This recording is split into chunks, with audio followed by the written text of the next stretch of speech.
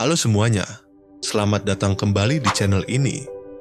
Hari ini, kita akan membahas sebuah teori yang kontroversial namun sangat relevan dalam memahami konflik global. The Clash of Civilizations atau benturan peradaban.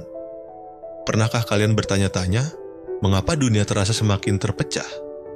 Mengapa konflik yang terjadi bukan lagi sekadar tentang ideologi atau ekonomi, tetapi lebih sering terkait budaya dan agama? Nah, inilah yang akan kita kupas secara mendalam. Pastikan kalian menonton sampai akhir karena akan ada banyak wawasan yang bisa mengubah cara kalian melihat dunia. Teori ini pertama kali diperkenalkan oleh seorang ilmuwan politik bernama Samuel P. Huntington dalam artikelnya tahun 1993 dan bukunya yang terbit pada Menurut Huntington, setelah Perang Dingin berakhir, dunia tidak lagi terbagi berdasarkan ideologi seperti kapitalisme versus komunisme. Sebaliknya, konflik utama di abad ke-21 akan terjadi berdasarkan perbedaan peradaban. Apa maksudnya? Singkatnya, Huntington berpendapat bahwa masyarakat di dunia ini dapat dikategorikan ke dalam beberapa peradaban besar seperti peradaban barat yakni Eropa dan Amerika Utara. Peradaban Islam meliputi Timur Tengah, Asia Selatan, dan sebagian Afrika. Peradaban Konfusian, Cina, dan Asia Timur. Peradaban Hindu seperti India dan sekitarnya. Peradaban Ortodoks, Rusia, dan negara-negara ex-Uni Soviet. Kemudian peradaban Amerika Latin serta peradaban Afrika. Huntington berpendapat bahwa benturan atau konflik terbesar di masa depan akan terjadi di antara peradaban-peradaban ini, bukan lagi antara negara atau ideologi. Menurut Huntington, ada 5 alasan utama mengapa peradaban akan saling berbenturan. Setiap peradaban memiliki sejarah, bahasa, budaya, tradisi, dan agama yang berbeda. Nilai-nilai yang dianut oleh satu peradaban bisa sangat bertentangan dengan nilai-nilai peradaban lain. Globalisasi membuat interaksi antar peradaban semakin sering terjadi. Ini bisa meningkatkan pemahaman tetapi juga dapat memperkuat kesadaran akan perbedaan yang bisa memicu konflik.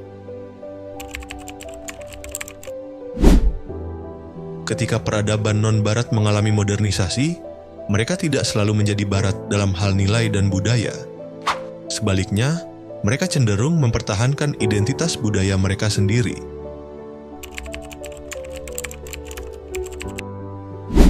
Banyak konflik terjadi di perbatasan antara dua peradaban, seperti di Timur Tengah antara dunia Islam dan Barat, atau di Balkan antara Islam, Ortodoks, dan Barat.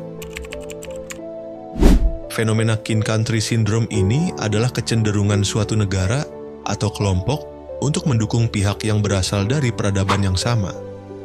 Misalnya, dalam Perang Bosnia, negara-negara Muslim seperti Iran dan Arab Saudi mendukung Bosnia, sementara Rusia mendukung Serbia yang ortodoks. Sekarang, mari kita lihat beberapa konflik yang bisa dikaitkan dengan teori ini. Perang Bosnia.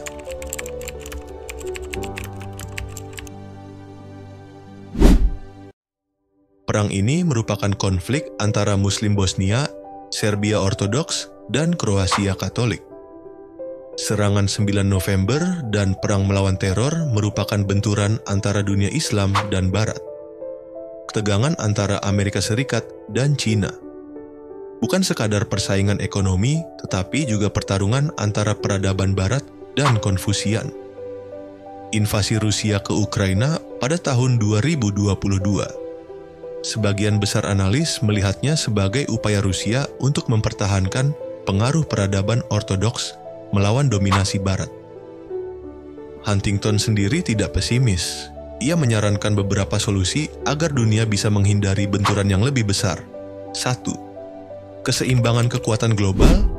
Peradaban harus belajar untuk hidup berdampingan dan menerima perbedaan. 2. Dialog antar peradaban. Negara-negara harus memperkuat diplomasi budaya dan meningkatkan pemahaman lintas peradaban. 3. Menghormati kedaulatan budaya. Barat tidak bisa memaksakan nilai-nilai mereka ke peradaban lain. Begitu juga sebaliknya. Jadi, apakah The Clash of Civilizations benar-benar terjadi? Teori ini memang kontroversial, tetapi sulit untuk menyangkal bahwa peradaban memainkan peran besar dalam geopolitik saat ini. Kita bisa melihat bagaimana konflik global seringkali berakar pada perbedaan budaya, agama, dan nilai-nilai fundamental. Namun, sebagai individu, kita memiliki peran untuk mencegah ketegangan ini berkembang menjadi konflik yang lebih besar. Kalian sendiri bagaimana? Apakah kalian setuju dengan teori ini? Atau kalian punya pandangan lain? Tulis pendapat kalian di kolom komentar. Jangan lupa like, share, dan subscribe untuk konten menarik lainnya. Sampai jumpa di video berikutnya.